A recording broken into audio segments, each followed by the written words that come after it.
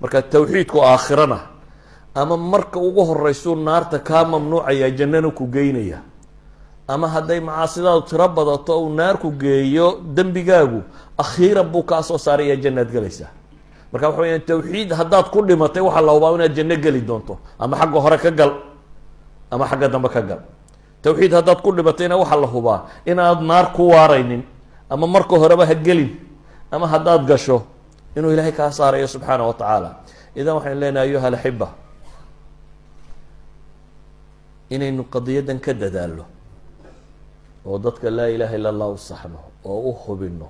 waa wax mashaakilkeena oo dhan xal ah siiba waxaan tilmaamayaa dhalinta yaryar ee casrigan Yurub ku kortay ee cilmaaninimadan iyo ilxaadkan iswata bartay ma anfacayo quraan la qaybsiyo kaliya Soomaaligu wuxuu rabaa inuu yiraahdo carruurta quraankaan baray dabeetana uu moodayo inuu xujadi ku oogay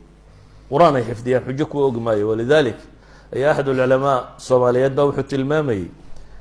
niman baan ku yiri war tawxiidka dadka aad ugu dhigo waa marka sayidada ma anaga yararkay uga aad bay u fiicay noqon bal iigee baan ku yiri malcamadiisaan ma buu yiri quraanka kuwii inan baan u yeedhay buu yiri quraan ma qaybsantay ha imsa qaybsantay 15 jis dhankaas aan ula baxay buu yiri waa nin reer galbeedkiiyo warkooda yaqaana si fiican baan ula sheekaystay buu yiri warkayga reer galbeed baan ku akhriyay dabeetana su'aalaan weydiiyay waxaan ku yiri buu yiri really do you believe God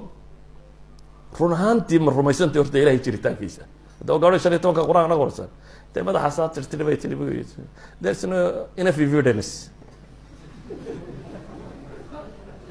ma cadaymo fiican uma hayo 15 quraanana waa qaybsantay maxaan uga dan leeyahay markaa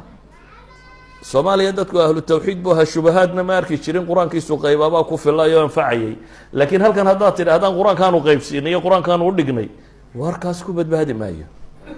wax la xifdiyay quraan aanu garanayn wuxuu sheegayo sidoo ugu badbaada waa adagtay waxaynu u baahanay waxa weeyaan dadkan inaynu tawxiidka u dhigno